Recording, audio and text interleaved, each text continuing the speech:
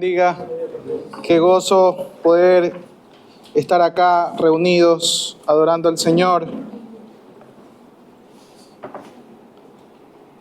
Como siempre digo, hoy es un día especial, porque nos da la oportunidad al Señor de poder conocerle más y de poder congregarnos también. Esas disciplinas espirituales que debemos tener durante la semana para poder orar, buscar su palabra, conocerle más. Hoy nos da la oportunidad de hacerlo juntos. Hoy nos da la oportunidad de hacerlo como familia de la fe. Así que ese es un motivo de gozo para todos hoy. Quisiera que podamos orar antes de ir a las Escrituras para tener el mensaje que vamos a estar meditando el día de hoy. Por favor, acompáñame a orar. Amado Dios y buen Padre Celestial, hoy venimos delante de ti, Señor, con corazones rendidos. Venimos delante de ti, Señor, para que usted hable a nuestros corazones, Señor. Para que usted sacie nuestras almas. Para que usted, Señor, sea despertando nuestros oídos y ojos espirituales, Señor, y podamos no solamente atender a tu palabra, sino ponerla en práctica, ponerla por obra, Señor. Permítenos, Señor, poder entender el desafío que tienes para nosotros hoy y poder perseverar, Señor, haciendo y siendo obedientes a lo que usted nos ha llamado a hacer. En el nombre de Jesús. Amén y amén. Que hermanos, hemos venido llevando una serie todos estos domingos que hemos titulado el mensaje a las 7 iglesias. Hemos estado estudiando Apocalipsis 2, Apocalipsis 3 y hemos estado estudiando el mensaje que tiene Jesucristo o que nos muestra Jesucristo a través de la carta del Apocalipsis para 7 iglesias que no eran ficticias, eran iglesias reales, en comunidades reales, en la época del apóstol Juan, cuando él escribe esta revelación de parte del Señor. Y escuchamos estos mensajes que fueron, creo yo, muy edificantes, porque no solamente conocimos el contexto geográfico, cultural, histórico de estas ciudades y de estas iglesias, sino que también pudimos conocer algún tipo de corrección, aliento, disciplina, llamada al arrepentimiento, que Jesús hacía a cada una de estas iglesias. Y nosotros también podíamos meditar e identificarnos en cierta manera con algunas cosas que estamos viviendo, no solamente como iglesia, sino de manera particular. Vimos que cada iglesia era distinta. ¿Y por qué era distinta? Porque estaban ubicadas en lugares distintos y también porque estaban conformadas por personas distintas. Entonces, eso es interesante porque pareciera a veces que cuando hablamos de iglesia hablamos de, es verdad, una sola iglesia en el mundo, una sola iglesia, un solo cuerpo de Cristo, pero dependiendo del contexto en el que se encuentre y las personas que la conforman, va a haber diferentes problemas, diferentes luchas, diferentes peligros, diferentes errores que cometemos como iglesia. Estuvimos viendo primero el mensaje a la iglesia de Éfeso, no sé cuántos recuerdan ese mensaje a la iglesia de Éfeso. Una iglesia que había dejado, dice las Escrituras, su primer amor, y sin embargo era una iglesia que no soportaba a los falsos profetas y aborrecía a los herejes, y Jesús reconocía ese arduo trabajo y paciencia que habían tenido. Sin embargo, por esa falta de amor los llamaba al arrepentimiento, pero también, como al igual que a las otras iglesias, les daba un mensaje de esperanza porque al final, si perseveraban, iban a estar en el paraíso de Dios, dicen en versión Reina Valera. Vimos luego el mensaje a la iglesia de Esmirna. Es una iglesia que tenía muchas tribulaciones, pobreza, acusaciones. Además, se le advierte que sufriría gran persecución. Y Jesucristo la llama a mantenerse fiel hasta la muerte y dándole una vez más también esperanza de vida eterna. Luego, como tercer iglesia o mensaje que estuvimos viendo todavía en Apocalipsis 2, vimos el mensaje a la iglesia de Pérgamo. Una iglesia que a pesar de no haber negado la fe, toleraba y tenían entre ellos a personas que enseñaban cosas erróneas. Y la llamaba Jesucristo al arrepentimiento. Y así como a las anteriores, también les da un mensaje de esperanza y un mensaje de esperanza en el sentido de que tendrían una nueva identidad en la vida eterna junto con Dios. Luego vimos el mensaje a la iglesia de Tiatira, la iglesia que a pesar de su amor, su fe, servicio y paciencia, era una iglesia llamada impura, ya que toleraban a una falsa profetisa, por lo que les hace una fuerte advertencia que habría de venir una tribulación y juicio sobre aquellas personas que seguían ese tipo de enseñanza y prácticas. Pero al final también, aparte de haber un llamado al arrepentimiento, habría una recompensa eterna a los que vencieran y perseverarían hasta el fin. Luego vimos también el mensaje a la iglesia de Sardis, la que denominamos, o la Biblia decía que estaba muerta. Sus obras, que eran imperfectas delante de Dios, hacían que el mensaje de Jesucristo fuera a que sean más vigilantes, y los llamaba al arrepentimiento, y sin embargo también se reconocía que había un remanente que habían de caminar en santidad y que tendría una recompensa. Y una vez más se muestra la esperanza de que los que perseveren no serían borrados del libro de la vida y podrían ser conocidos y reconocidos por Jesús delante del Padre en la eternidad. Ese fue el mensaje a la iglesia de Sardis. Y luego las dos últimas, el mensaje a la iglesia de Filadelfia, una iglesia que a pesar de su debilidad, una iglesia de poca fuerza, decía, había perseverado pacientemente sin negar el nombre de Jesús, y Jesús le promete dar a conocer su amor por esta iglesia incluso frente a otros, y guardarlos en las pruebas, y también una vez más da una esperanza para los que salgan vencedores, porque habría de venir la nueva Jerusalén, el cual él mismo habría de establecer. Finalmente, la semana pasada estuvimos viendo el mensaje a la iglesia de la Odisea, una iglesia tibia, que no se consideraba ni fría ni caliente. ¿Y por qué? Porque sus obras de alguna manera eran aborrecibles delante de Dios. Y veíamos y entendíamos un poco el contexto de por qué se usaban este tipo de ilustraciones para esta iglesia. Se creía muchas veces rica, pero en realidad Jesús les decía que eran ciegos, desnudos, pobres, y por lo tanto Jesús les llamaba a buscar verdadera riqueza en Él, verdaderas vestiduras blancas y verdadera santidad, para que puedan ver espiritualmente con claridad. Y al final les llama al arrepentimiento y les da la oportunidad de volver a establecer una comunión íntima con Él, la cual se había perdido. Y como todas, se da un mensaje de esperanza para los que salgan vencedores, en la cual se recalca esa relación para la eternidad junto con Dios.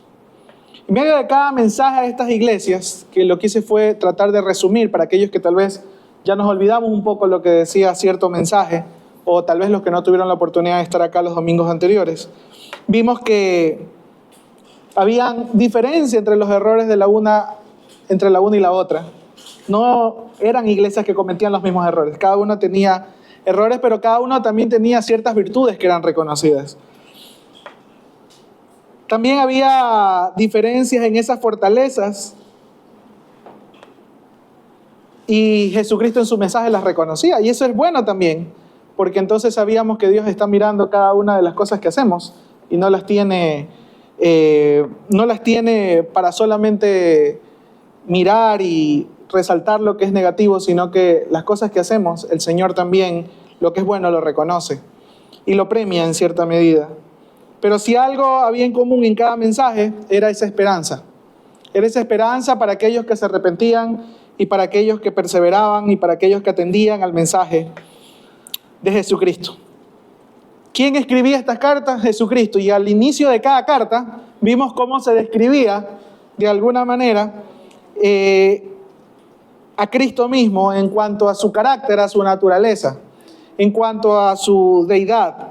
Se daba a conocer a Jesucristo como el que tiene las 7 estrellas en su diestra y el que anda en medio de los 7 candeleros de oro. Se da a conocer a Jesucristo como el primero y el último, el que estuvo muerto pero ahora vive. Se da a conocer Jesucristo como el que tiene la espada aguda de doble filo. Se da a conocer a Jesucristo como el que tiene los ojos como llamas de fuego y los pies como bronce pulido. Se da a conocer a Jesucristo como aquel que tiene el Espíritu de Dios de 7 aspectos y las 7 estrellas.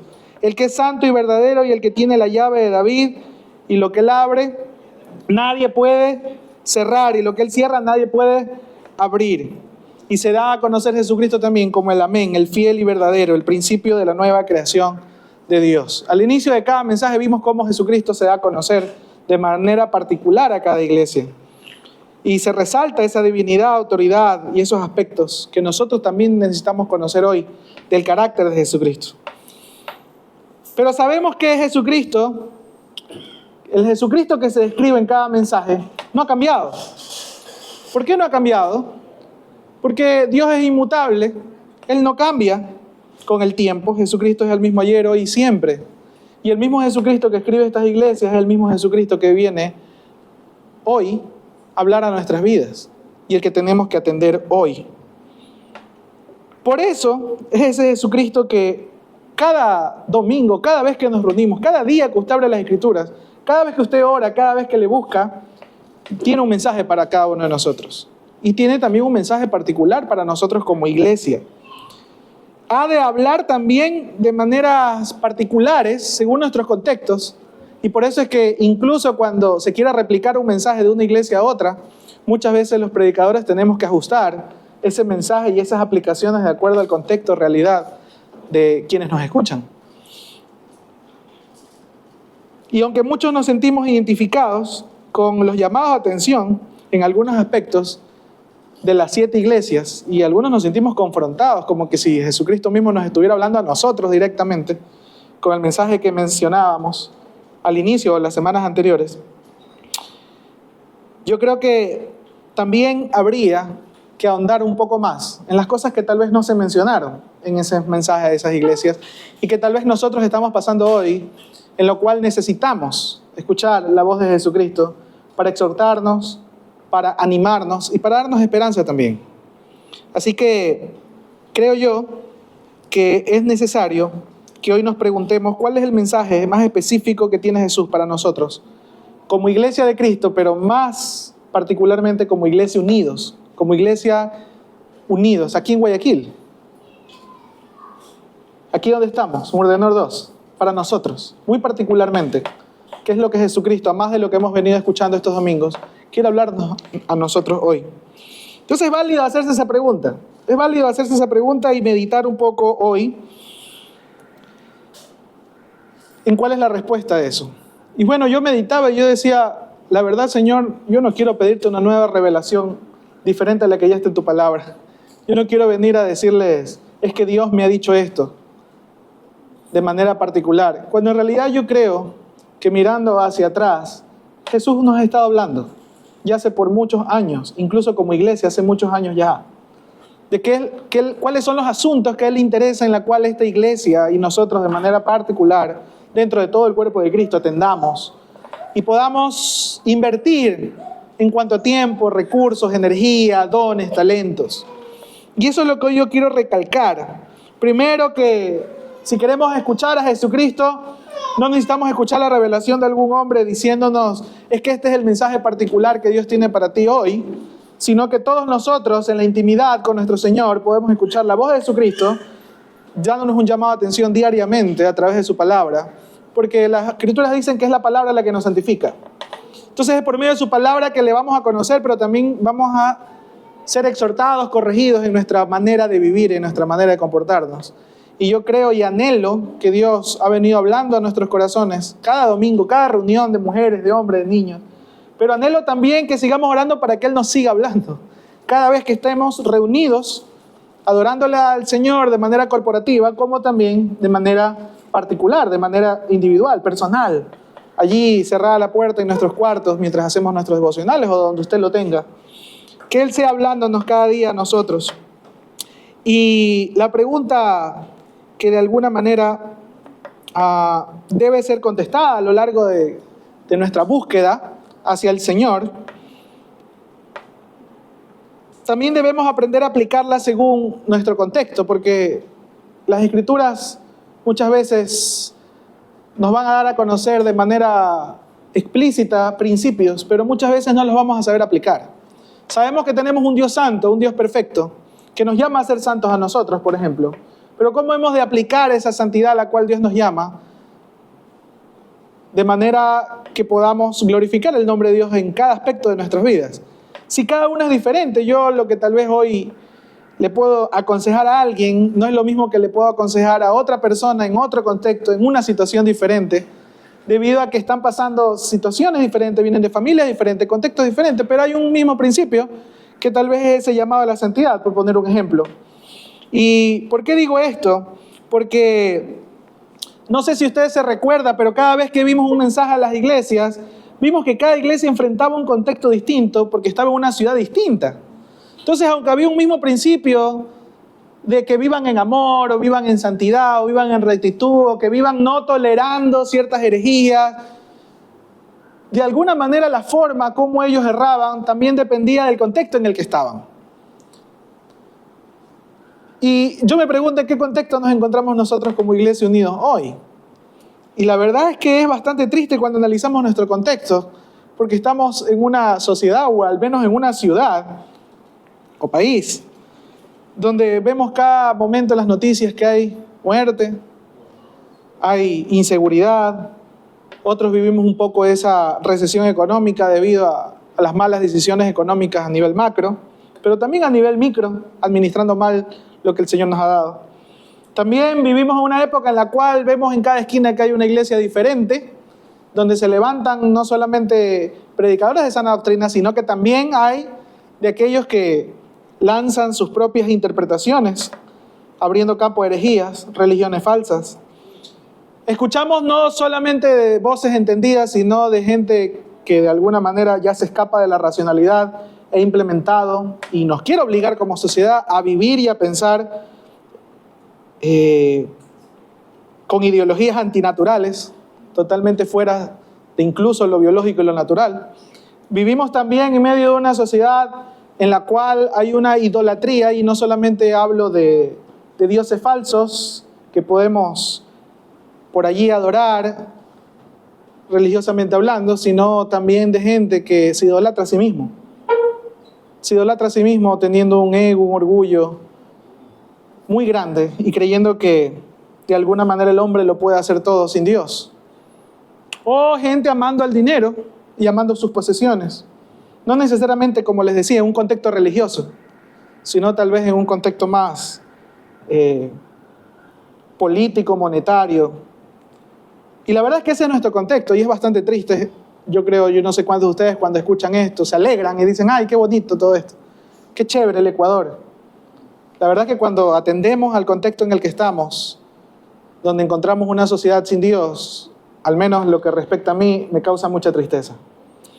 Me causa mucha tristeza y una vez más voy delante del Señor y pregunto, ¿qué dice tu palabra acerca de cómo debemos actuar como iglesia ante el pecado que habita en nuestros corazones, pero también el pecado que habita de quienes nos rodean?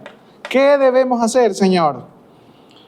Y yo quisiera que me acompañen a 1 Timoteo, capítulo 3, versículos 14 y 15. Vamos a releer un versículo que tal vez para muchos de ustedes ya es conocido, ya es estudiado, pero me gustaría volverlo a recalcar hoy. 1 Timoteo, capítulo 3, versículos 14 al 16. Dice esta porción bíblica: Esto te escribo, le dice Pablo a Timoteo, aunque tengo la esperanza de ir pronto a verte, para que si tardo sepas cómo debes conducirte en la casa de Dios, que es la iglesia del Dios viviente, columna y baluarte de la verdad. E indiscutiblemente grande es el misterio de la piedad. Dios fue manifestado en carne, justificado en el Espíritu, visto de los ángeles, predicado a los gentiles, creído en el mundo y recibido arriba en gloria. Le escribe Pablo a Timoteo y le da las instrucciones de cómo deberían comportarse y cómo deberían ser todos aquellos ancianos, presbíteros o pastores como los conocemos hoy. ¿Cuáles son los requisitos de ellos? También cuáles son los requisitos para los diáconos, o sea, las autoridades en la iglesia, los líderes de la iglesia. Pero más abajo, en el versículo 14, les dice, te escribo estas cosas para que si yo tardo, sepas cómo debes conducirte. ¿Dónde? ¿Dónde? En la casa de Dios, dice, que es la iglesia del Dios viviente, columna y baluarte de la verdad. Y cuando yo leía esto, yo decía, qué fácil muchas veces es perder u olvidar nuestra identidad. ¿Quiénes somos como iglesia? Qué fácil es poder creer que esto solamente es un grupo de amigos tipo club que nos reunimos para hacer cosas que nos gustan hacer en común. Y de alguna manera esto termine convirtiéndose en no solamente un lugar, sino un grupo de personas queriendo satisfacer nuestros deseos de aumentar nuestro orgullo, tal vez, nuestra vanidad. Porque así hoy en día muchos grupos que se hacen llamar iglesias lo hacen. Muchas veces adecúan incluso el lugar donde se reúnen no para poder despojarnos de la comodidad de ir a servir a los demás, sino para volvernos más cómodos. Y yo esto lo he dicho muchas veces. Para aquellos hermanos que a veces preguntan, pastor, ¿y por qué no cambiamos las sillas de plástico por unas sillas más cómodas? Digo, pero si sirven todavía, ¿para qué las vamos a cambiar? Hay tanto en que invertir otras cosas. ¿Para qué las vamos a cambiar? Tal vez vendrá el tiempo en el cual estaremos más cómodos, pero ahora no. Y así hay un montón de cosas por las cuales, y usted dice, tal vez son detalles, pastor, eso no es pecado. Pero yo digo, qué fácil es perder la identidad y el foco y la visión de quiénes somos como iglesia, por lo cual, con esos pequeños detalles, poco a poco, comenzamos a cambiar realmente la mirada de lo que Dios nos ha dicho que somos. ¿Qué somos nosotros? Somos la casa de Dios, la iglesia del Dios viviente. Y cuando hablo de casa no estoy hablando de la infraestructura. Estoy hablando del grupo de personas, de la asamblea de creyentes, de lo que es la iglesia. El grupo de personas que ha puesto su fe en Cristo Jesús. Y que debemos recordar cada día de nuestras vidas que si hemos creído en Dios, debemos conocer quién es Él y lo que quiere para nosotros. ¿Qué es lo que quiere hacer en nosotros y con nosotros? ¿Qué es lo que Él quiere hacer en nosotros y con nosotros? Él dice que nosotros somos su pueblo. Él dice que nosotros somos su familia, dice en su palabra. Somos una familia con un mismo Padre. Y por eso es que nos llaman los hermanitos, porque nos consideramos hermanos en la fe. La gente de afuera no lo puede entender, ¿no? Para ellos el hermanito es un adjetivo de alguna manera de desprecio, ¿no? Los hermanitos, los evangélicos. Pero para nosotros es orgullo el saber que tenemos un mismo Padre y que nosotros podemos llamarnos hermanos y somos una familia en la fe. Y eso no lo deberíamos olvidar. ¿Qué hace esta familia en la fe? Le adora y pone su esperanza en ese Padre y reconoce una sola autoridad como cabeza, que es el pastor. No, que es Dios. Que es Dios. El cual también conocemos y sabemos que es uno, pero al mismo tiempo es tres personas, Padre, Hijo y Espíritu Santo. Ese es el Dios que creemos y al que adoramos. Somos su casa, ¿por qué? Porque aquí habita la presencia de Dios. ¿Solamente aquí habita la presencia de Dios? No, sino porque nosotros tenemos un corazón que le adora y Él ha prometido que viene a morar en nosotros y a estar con nosotros. Entonces la presencia de Dios no es que está limitada a un solo lugar. ¿Cómo habremos de limitar la presencia de Dios a un solo lugar si Cristo mismo murió para que el Espíritu Santo pueda habitar en los corazones de todos aquellos que creen en Él? Hasta cierto punto a veces cuando escuchamos ese tipo de cosas, o yo escucho ese tipo de cosas, a mí me parece todavía bastante incomprensible cómo nos quedamos en un entendimiento del Antiguo Testamento, adorando, a veces yo digo, no, adorando ladrillos, adorando un lugar y creyendo que solamente ahí se manifiesta el poder de Dios.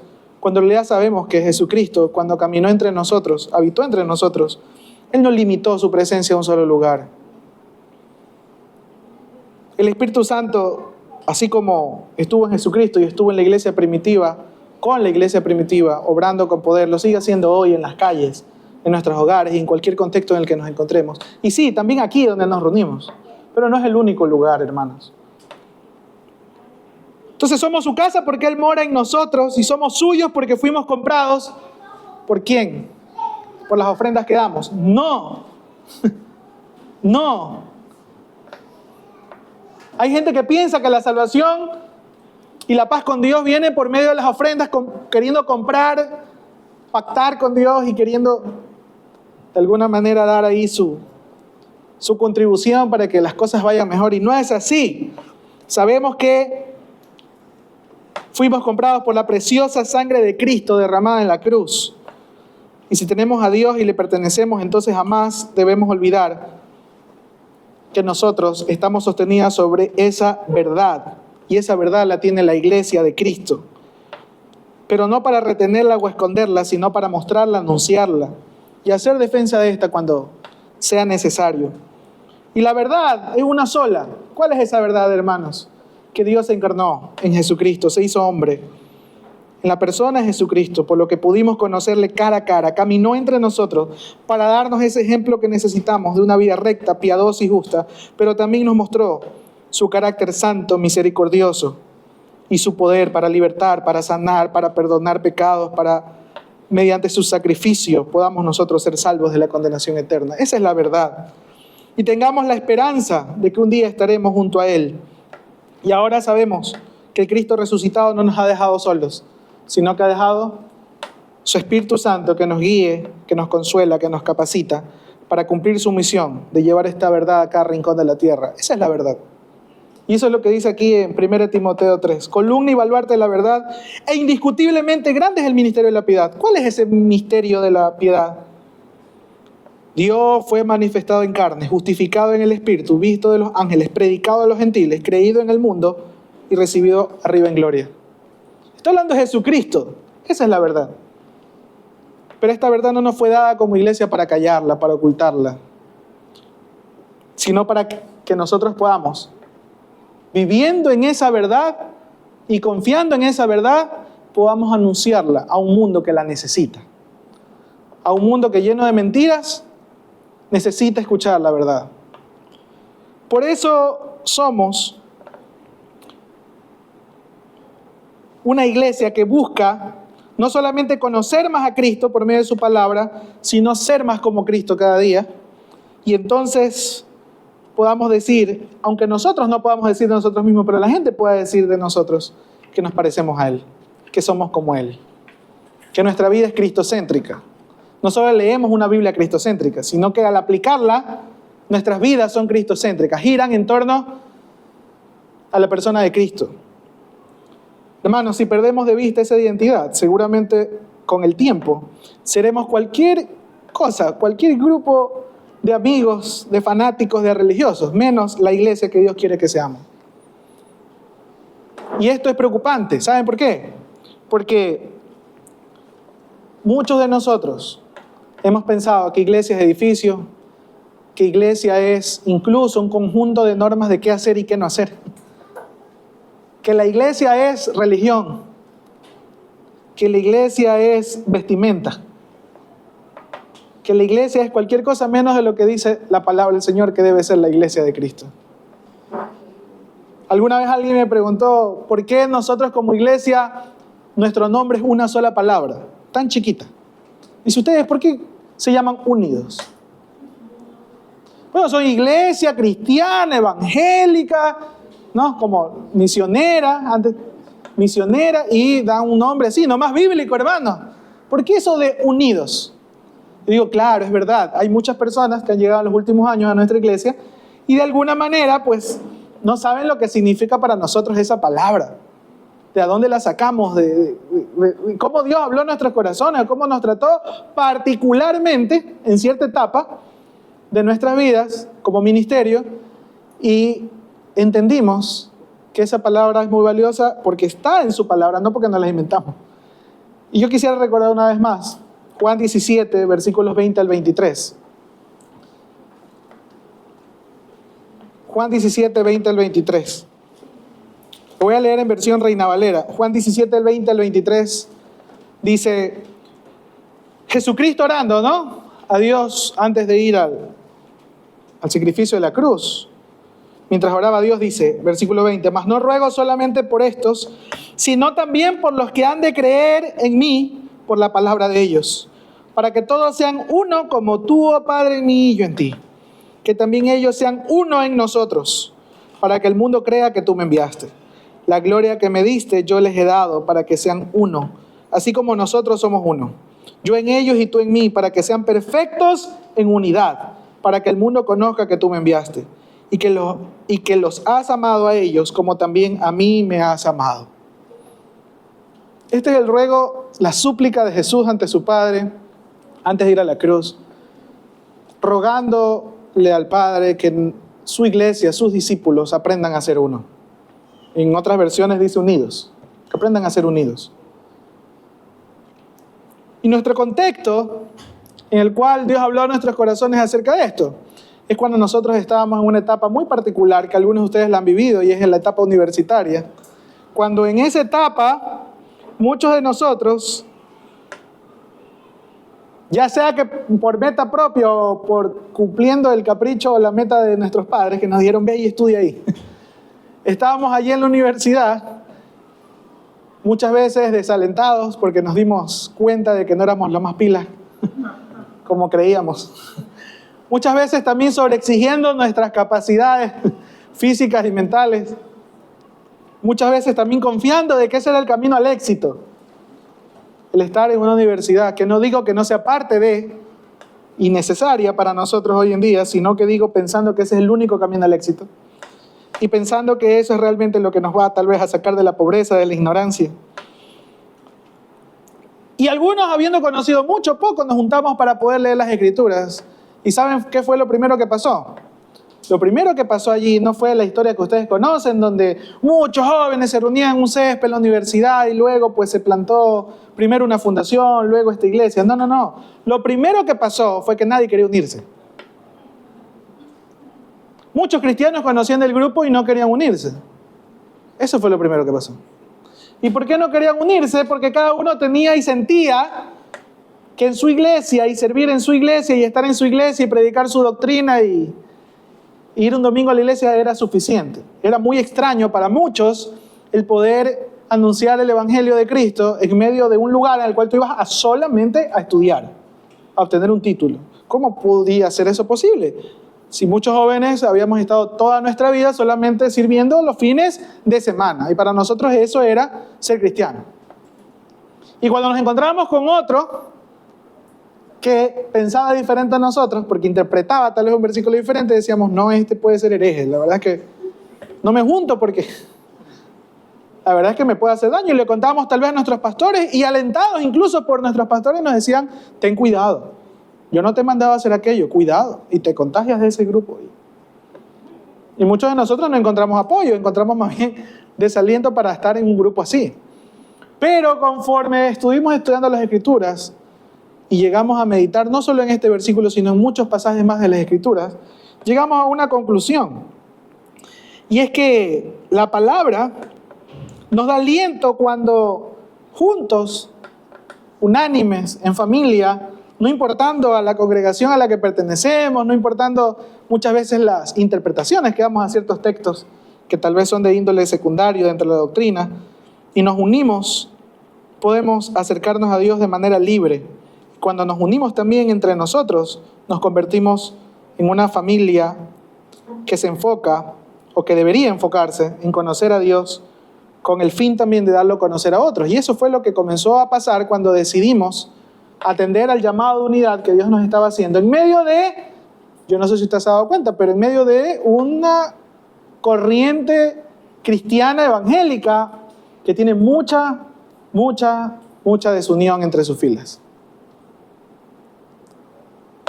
Mucha desunión. Y en medio de eso, algunos dijimos, no, algo aquí anda mal, porque la Biblia dice que deberíamos de alguna manera mantenernos unidos, ser una familia en la fe, y no puede ser posible que existan otras personas que adorando al mismo Dios y teniendo en común las doctrinas básicas de la fe, no nos llamemos hermanos y no nos sentemos a la mesa a compartir no solamente alimentos, sino también compartir la palabra del Señor. Algo anda mal aquí. Y allí fue donde pudimos no solamente leer estos versículos que acabo de leer, sino experimentar lo que significaba el llamado a la unidad. Y para nosotros por eso es especial esa palabra unidos, recordándola de manera constante, como tratamos de hacerlo y lo pusimos allí en el nombre de la iglesia, unidos. Porque entendemos que las Escrituras no nos hablan de 2, 3, 4, 5 iglesias. Nos habla de una sola iglesia, ubicadas en contextos diferentes, integradas por personas diferentes. Pero Cristo dice que viene por una sola iglesia, un solo pueblo, que le conoce, que le adora, que le obedece. Y eso nos enseñó entonces que la palabra del Señor se cumple, porque cuando comenzamos a trabajar en unidad, entonces allí vino el hecho de que hubo frutos de un trabajo evangelístico, de un trabajo discipulado, y hoy en día esta iglesia es fruto de esa unidad que atendimos por medio de la palabra del Señor en Juan 17.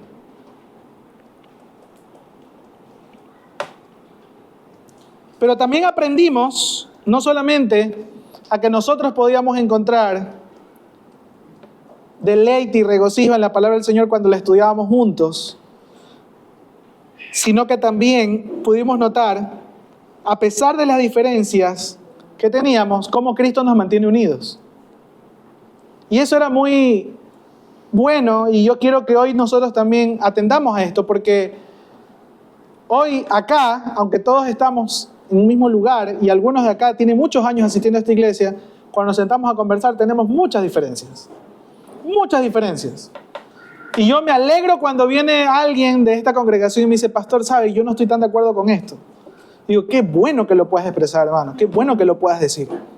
Si no es algo esencial en la fe y en la doctrina, qué bueno que tengas una diferencia conmigo o con cualquiera. Y que podamos tener la libertad de poder sentarnos a hablar del asunto con madurez.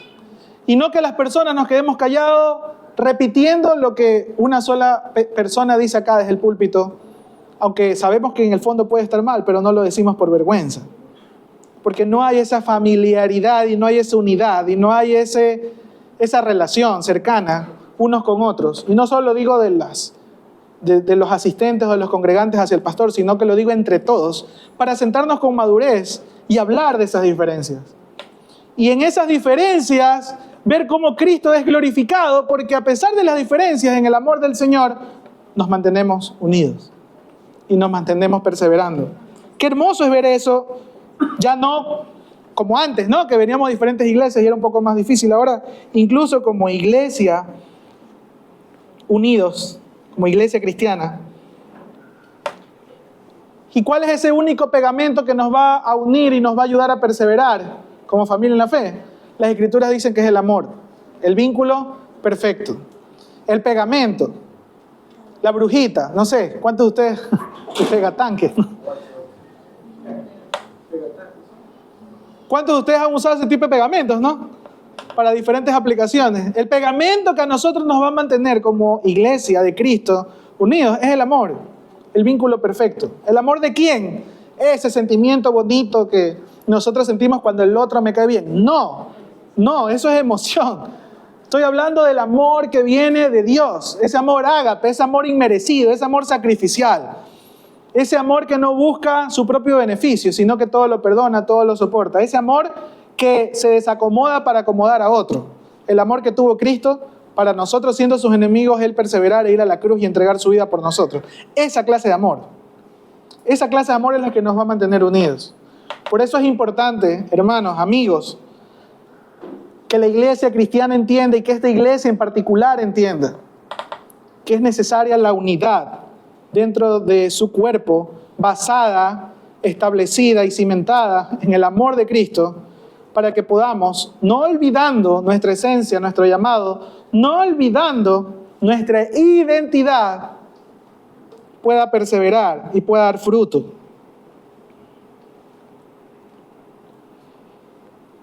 Si esto de aquí es algo que como iglesia tenemos que atender hoy, que es la unidad, que nosotros lo hemos venido predicando hace muchos años, también hay otra cosa que yo creo que también tenemos que atender para poder ser la iglesia que Cristo quiere que seamos en el contexto en el que estamos, el contexto tan difícil en el que nos encontramos. Y es que aprendamos a confiar en las promesas de Dios. Yo he escuchado muchos tipos de prédicas como, aférrate a la promesa que Dios te ha dado, hermano. Si Dios te ha dado una promesa, aférrate a esa.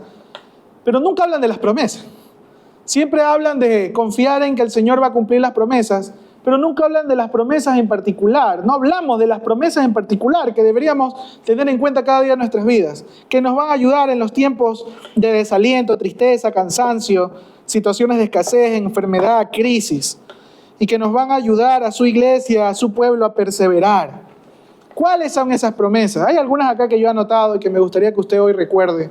Promesas de parte de Dios que nos van a ayudar en medio de este contexto tan difícil en el que nos encontramos. Primero, Romanos 8:28 dice, y sabemos que a los que aman a Dios, todas las cosas les ayudan a bien, esto es a los que conforme a su propósito son llamados. Dios prometió que todas las cosas obrarían para el bien de sus hijos. No dice que todas las cosas nos van a salir bien, dice que obrarían para bien. a los que le amamos. Y es verdad que las cosas a veces salen mal, muy mal. Y a veces no porque las buscamos o porque nosotros no cometemos el error, sino porque estamos en un contexto donde el pecado del que está al lado, mi vecino, mi familiar, otro, un amigo, el error de ellos nos va a perjudicar y las cosas no salen como nosotros esperamos o no salen bien. ¿Qué hacemos en ese momento? Aquellos que somos sus hijos, aquellos que hemos puesto nuestra fe en Cristo, confiar en la promesa donde Dios dice que a los que aman a Dios, todas las cosas le ayudan para bien. Todas las cosas le ayudan a bien. O sea, que al final del día, aunque hayan situaciones adversas, esas cosas adversas no nos van a destruir. No nos deberían separar del amor del Señor y no deberían desalentarnos, sino que deberíamos encontrar en Cristo victoria para esas situaciones adversas. En Cristo vamos a encontrar solución y algo bueno viene detrás de ese desafío, de esa situación difícil. Qué gran promesa para cuando a veces nos salen mal las cosas. Pero a veces la gente, como le gusta tomar versículos por ahí, ponerlos en el Facebook o en el Instagram con una fotito ahí, la gente que no cree en Dios o que no es hijo de Dios, lee esto y dice, ¡ay, qué bien! Entonces a mí todo me va a salir bien. Porque no entienden de qué se trata esto. Y esto se trata de que cuando nosotros depositamos nuestra fe en Él, depositamos nuestra confianza en Él y Él se convierte en nuestro Padre. Él no es tal vez como el típico padre terrenal que aunque se esfuerza y aunque trata de hacer las cosas lo mejor que puede, u otros a la final y como dicen por ahí, no les importa. Se equivocan, por más que un padre terrenal se esfuerce por ser un buen padre, se equivoca. Yo me equivoco con mi hijo muchas veces. Yo me equivoco muchas veces liderando mi hogar, pero Dios no se equivoca. Nuestro Padre no se equivoca. Y nuestro Padre tiene cuidado sobre sus hijos. Y aún a pesar de que tengamos temporadas difíciles, Él tiene cuidado de nosotros. Dice, sí, pastor, pero igual la gente muere, igual la gente se enferma. Sí, igual la gente se muere, pero Dios ya ha establecido una solución para la muerte. Esa frasecita por ahí siempre le digo, ¿no? Que para todo hay solución menos para la muerte. Es la más grande mentira que el mundo nos ha hecho pensar. Porque para la muerte sí hay solución en Cristo Jesús. Él venció a la muerte. Y aún aunque la persecución, la enfermedad o la tribulación nos lleva a morir, tenemos esperanza con Cristo. Y entonces realmente se cumple su palabra.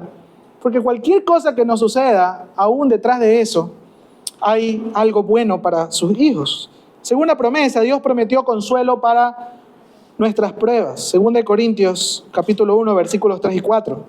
Dice, bendito sea el Dios y Padre de nuestro Señor Jesucristo, Padre de misericordias y Dios de toda consolación, el cual nos consuela en todas nuestras tribulaciones, para que podamos también nosotros consolar a los que están en cualquier tribulación, por medio de la consolación con que nosotros somos consolados por Dios. O sea, no solamente hay una promesa de que al final del día, todo nos va a ayudar para bien y que al final del día Dios va a ser glorificado, sino que también en medio de la tribulación y de la prueba, nosotros vamos a ser consolados. Por medio del Espíritu Santo sabemos que vamos a ser consolados. Él es el consolador.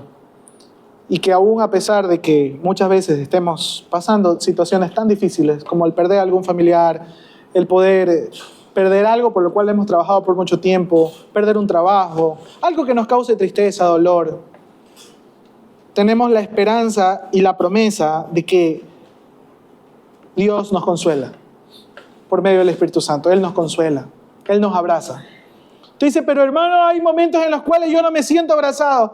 Sí, pero si analizamos más al detalle, no es porque Dios no nos quiera abrazar, sino porque nosotros no nos dejamos abrazar por Él. Es porque nosotros muchas veces no corremos a sus brazos. Queremos lidiar solos con nuestro dolor. Queremos lidiar solos muchas veces con las consecuencias de nuestro pecado o con las situaciones externas. Alguna vez llegué a decir esto, mira, realmente Dios es muy bueno, pero esta situación que estoy pasando fruto de esta mala decisión, la verdad es que creo que no le incumbe a Dios. Meses después tuve que retractarme de eso que dije. Porque aún a pesar de que uno se siente tan alejado de Dios por cuanto ha pecado, por cuanto ha fallado al Señor, aún en medio de eso, el Señor siempre está con brazos abiertos para perdonarnos, restaurarnos y consolar nuestros corazones. Y eso es lo que a veces nuestras mentes y corazones no entienden. Y decimos, es que esto me metí yo solo y aquí yo solo salgo así. Es que en esto Dios es tan santo que en este pecado o en esta consecuencia ahí ya Dios no tiene nada que ver. O sea, alguna vez escuchaba decir que Dios solamente está para aquellos que ya han enmendado su vida. Es que yo mi vida todavía no la enmiendo, entonces como no la he enmendado, no he corregido mis errores, la verdad es que Dios no está para mí. Y esa es una gran mentira, porque Cristo murió aún cuando nosotros éramos pecadores. Sepamos que no estamos solos, hermanos. Y aún cuando erramos, metemos la pata, como decimos por allí en nuestro contexto cultural. Filipenses 1:6 dice, Filipenses 1:6, estando persuadido de esto, que el que comenzó en vosotros la buena obra, la perfeccionará hasta el día de Jesucristo. Y usted se sienta que el cristiano más imperfecto del mundo, pues dice, yo me comprometí con Dios, comencé a hacer las cosas bien, estaba en ese primer amor, pero realmente en el caminar y en el pasar de los meses, de los años, ya no soy el mismo cristiano de antes. La pregunta es, ¿qué pasó? ¿Dios ya no quiere obrar en nosotros?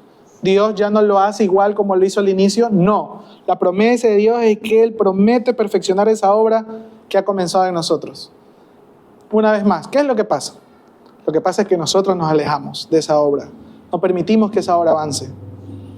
Para eso están las disciplinas espirituales. El acercarnos a Dios va a asegurar que esta promesa se cumpla, porque Él no miente. Si nosotros nos acercamos a Él, yo digo siempre, solamente es dar un paso adelante y acercarte a Él. Una vez que tú te acercas a Él, Él comienza a obrar. Dios promete también suplir nuestras necesidades. ¿Cuántos de nosotros hemos estado en temporadas duras en cuanto a la economía, en cuanto a la escasez?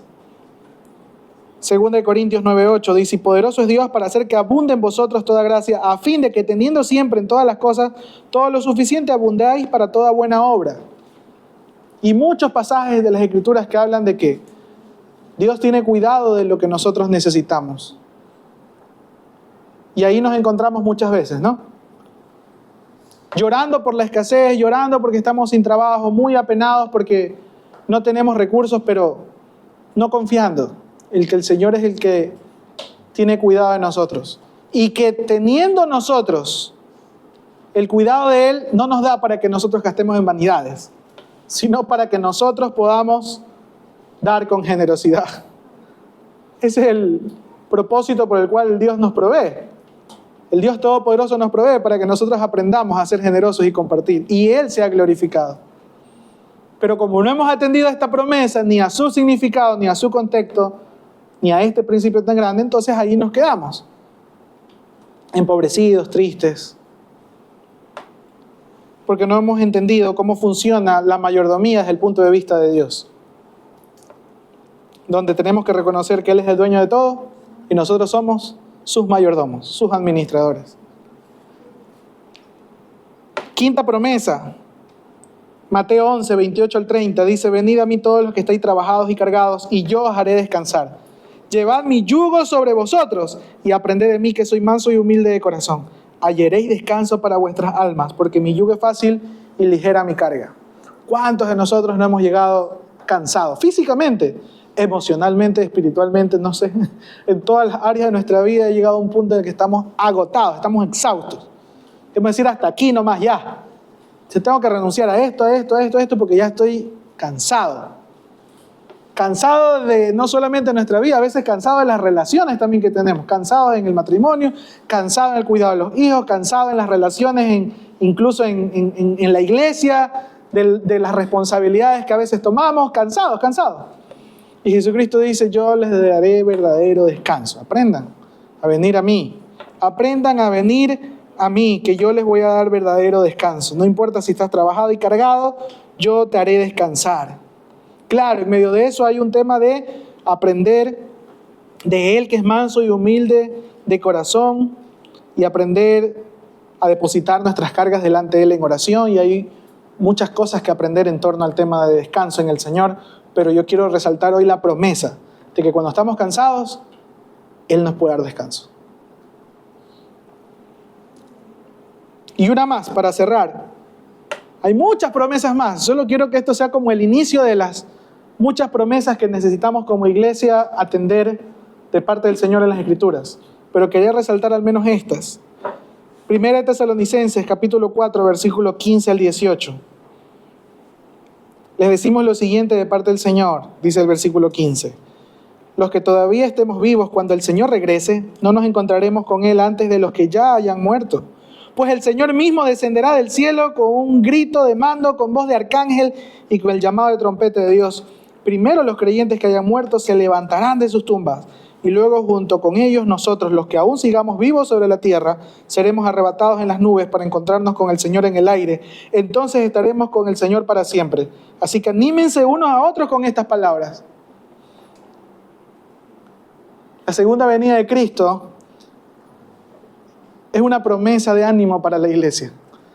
Porque aún a pesar de que nosotros digamos, ya no hay esperanza para el que está muerto, ay, pobrecito, es que se murió. Nada de pobrecito, un día el Señor lo va a resucitar y estará la eternidad entera junto con Dios. ¿Me explico? Y eso es lo que debería sacarnos de la tristeza y del dolor que naturalmente vamos a tener cuando algún familiar o alguna persona fallece. Obviamente, no estoy aquí siendo negligente y no valorando las emociones que muchas veces tenemos por las pérdidas de amigos, familiares. Lo que estoy diciendo es, hermanos, si hay una promesa que debemos recordar en cuanto para nosotros mismos se nos viene tal vez aflicciones, enfermedades, persecución y muerte, que es lo que abunda alrededor, hay una esperanza de resurrección, porque así como Cristo fue resucitado, así mismo nosotros resucitaremos un día para juntarnos con Él y estar con Él para la eternidad. Y así nos podemos quedar aquí hablando de las promesas de Dios días tras días, tras días, tras días y tras días. Porque las promesas de Dios en las Escrituras son abundantes para sus hijos. Pregunto yo, entonces, ¿por qué andamos asustados? ¿Por qué andamos tristes? ¿Por qué andamos desalentados, cargados? ¿Por qué andamos así? Porque no atendemos a las promesas de Dios. No vamos a las Escrituras y si vamos, no las creemos. Y es la verdad. Decimos, ay, sí, qué bonito que esté ahí, ¿no? Pero eso para mi vida no aplica. Tenemos no solamente que venir y atenderlas como quien escucha, sino también como quien tiene esperanza, tiene fe y cree que el Señor las va a hacer, porque Él no miente y Él es todopoderoso para hacer lo que es imposible para los hombres, pero Él siendo todopoderoso, los puede hacer. Yo hablaba la semana pasada de la tibieza con la que muchas veces oramos, con la que muchas veces nos acercamos a Dios diciendo, ay Señor, si es tu voluntad, que se haga. Yo no veo que los milagros de Dios en las Escrituras vinieron por personas que dijeron, ya, Señor, ay, mira tú. O diciendo, sí, el golpecito en la espalda del hermano, no, sí, vamos a estar orando por ti. En realidad nunca oramos. O sea, con esa sensación de creer que Dios va a orar por esa persona, pero en realidad nos vamos delante del Señor derramando súplicas y ruegos y rogándole al Señor Todopoderoso que haga un milagro en la vida de X persona en el contexto que esté. Por eso hablamos, y recalco esto, de esa tibieza con la cual muchas veces vivimos y en la cual deberíamos salir para aprender a estar fervientes en el Señor, creyendo constantemente, no solamente en nuestras oraciones, sino en nuestra manera de vivir, viviendo como Cristo nos enseñó a vivir. Y tal vez la tercera cosa que creo yo que la iglesia de hoy necesita escuchar de parte de Jesús, aparte de la unidad, la familiaridad que hablábamos al inicio y atender a sus promesas, también es que entendamos que tenemos una sola misión. Y usted dice, ¿cuál es nuestra misión, hermano, pastor? Alcanzar a Guayaquil para Cristo. Aquí no dice que la iglesia cristiana se fundó para alcanzar solamente Jerusalén, solamente donde fue fundada. Hechos 1:8 dice, pero recibiréis poder cuando haya venido sobre vosotros el Espíritu Santo y me seréis testigos en Jerusalén, en Judea, en Samaria y hasta lo último de la tierra. Y Mateo 28, 18, 19 dice, y Jesús se acercó y les habló diciendo, toda potestad me es dada en el cielo y en la tierra, por tanto, id y haced discípulos a todas las naciones, bautizándolos en el nombre del Padre, del Hijo y del Espíritu Santo. Solo leyendo esos dos versículos podemos aclarar o podemos bosquejar la misión de la iglesia muy fácilmente. Tenemos una identidad, somos su iglesia. Él es nuestro Dios, Él es nuestro Padre y nosotros somos una familia en la fe unida. Tenemos a sus promesas para apuntalarnos en los tiempos difíciles, pero no nos podemos quedar encerrados. Hay una misión que hacer. Y esa misión que hacer, primero, no es solo local, es global. Por eso hoy el movimiento misionero mundial está concentrado, ¿saben qué? En lo que hacemos cada vez que iniciamos el culto, después de las alabanzas, antes de que yo entrara al mensaje. ¿Qué estamos haciendo ya hace más de un año? Orando por etnias. Antes el movimiento misionero, la iglesia cristiana, apuntaba a ir a las costas de los continentes. A evangelizar las costas de los continentes porque ese era el mundo conocido, las costas de los continentes.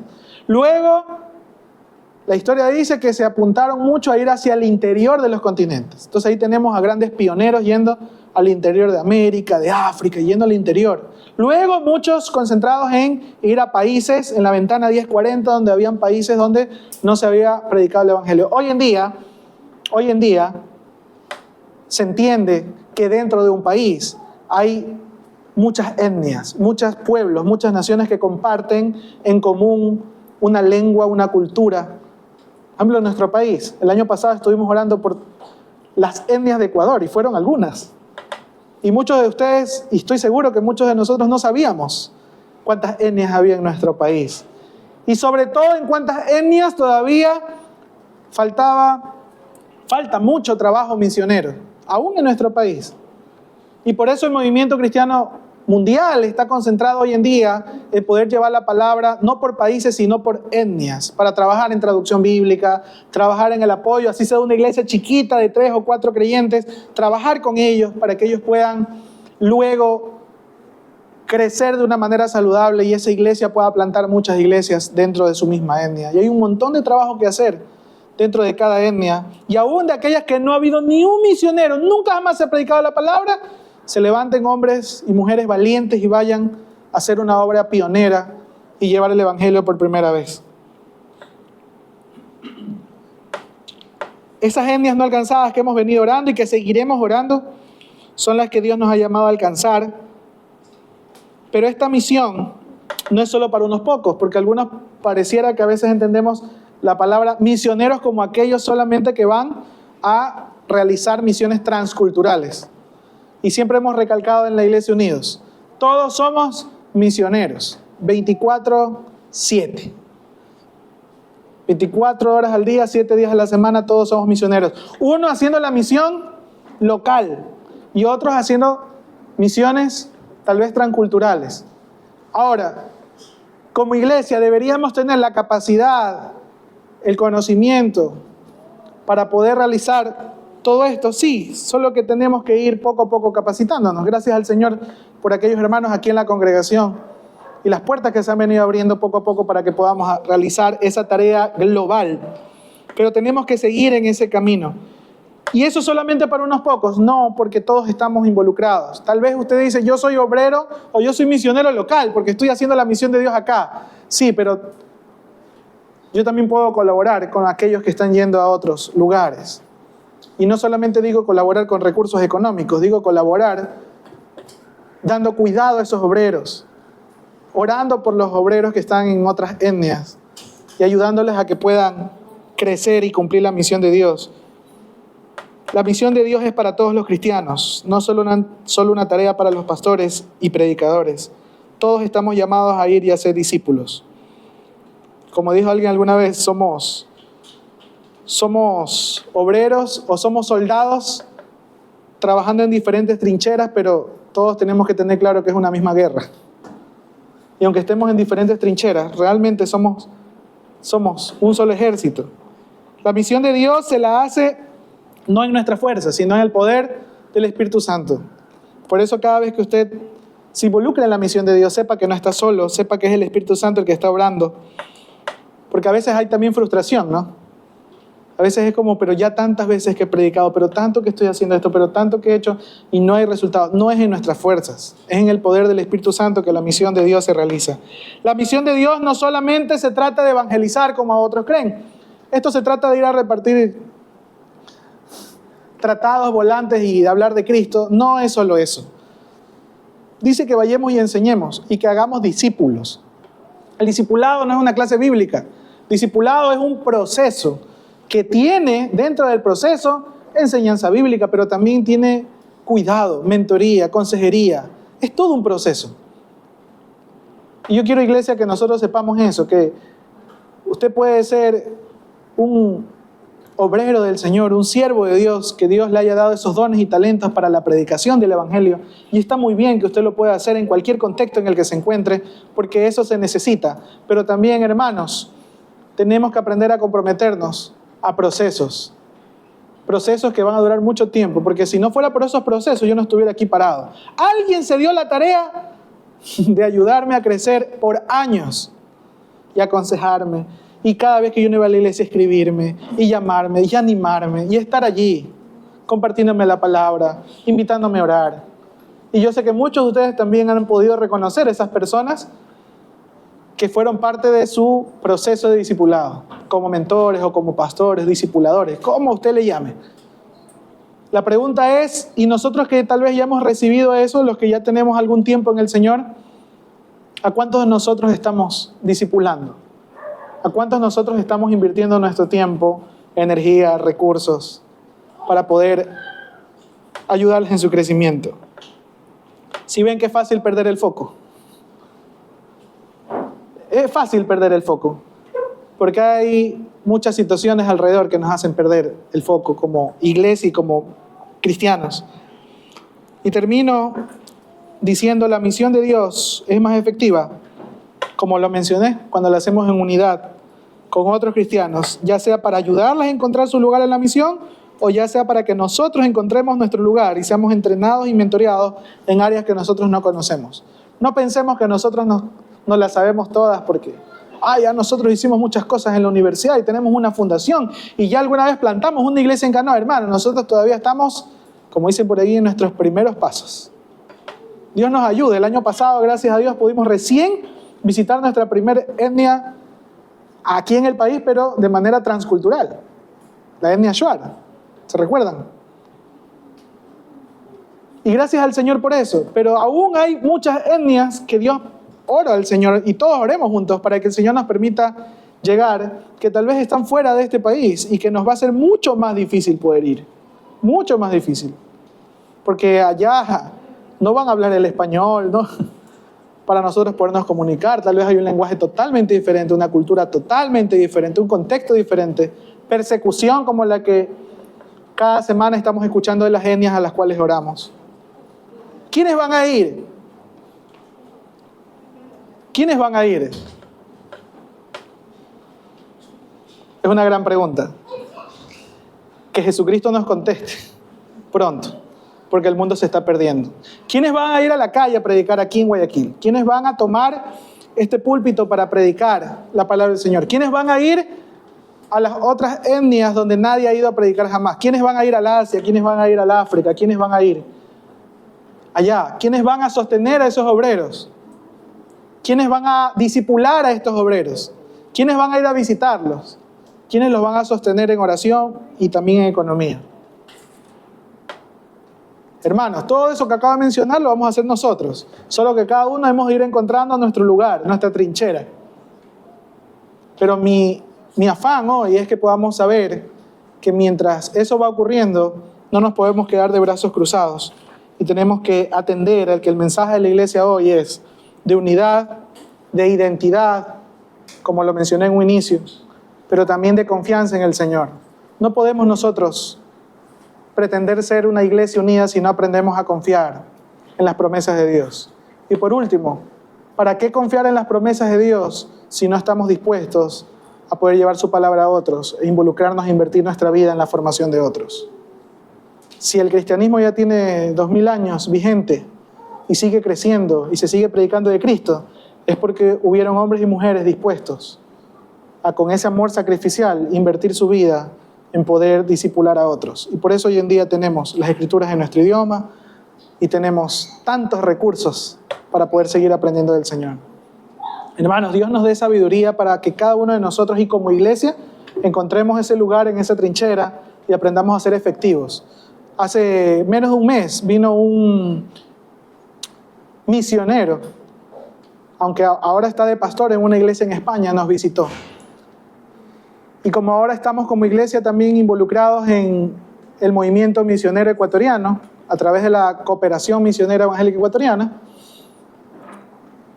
como a muchos les he comentado, estoy sirviendo allí en una área de coordinación de esta cooperación misionera, y me tocó organizar todo junto con un equipo, toda la capacitación que el misionero venía a dar. Y cuando él llegó acá y lo recibimos al aeropuerto, yo quise enterarme un poco más de lo que él hacía. Y cuando me dijo específicamente lo que él viene haciendo por años y en la charla que él venía a dar acá, yo la verdad es que me quedé muy sorprendido de algo que no lo había visto venir. ¿Cómo hay personas que orando al Señor y siendo obedientes a su llamado se concentran en cosas muy específicas dentro del reino? Él por años ha venido invirtiendo recursos, dinero, talento, dones, tiempo en brindar cuidado integral a hijos de misioneros. Porque los misioneros, cuando se van con su familia y sus hijos y están en una cultura diferente, tienen muchos tropiezos y muchas dificultades. Porque los chicos no se adaptan a la cultura, los chicos sufren bullying, sufren rechazo. Los hijos de misioneros muchas veces pierden de alguna manera el norte porque no se relacionan con sus padres debido a la alta tensión que hay sirviendo en otros contextos diferentes al de nosotros, más cómodos tal vez, o más en un contexto más conocido. Y hay muchos problemas con ellos.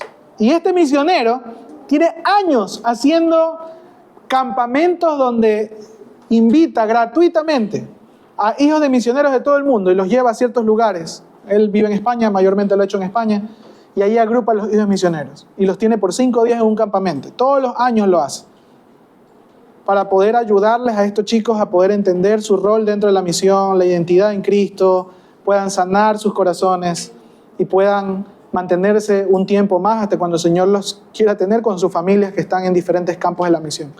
Yo nunca me imaginé que había alguien que se dedicaba solo a esto, a darle cuidado o a poder ayudar a los hijos de misioneros que estaban en el campo. Me quedé realmente sorprendido de la profesionalización, la especialización que este hombre tenía dentro del reino de Dios.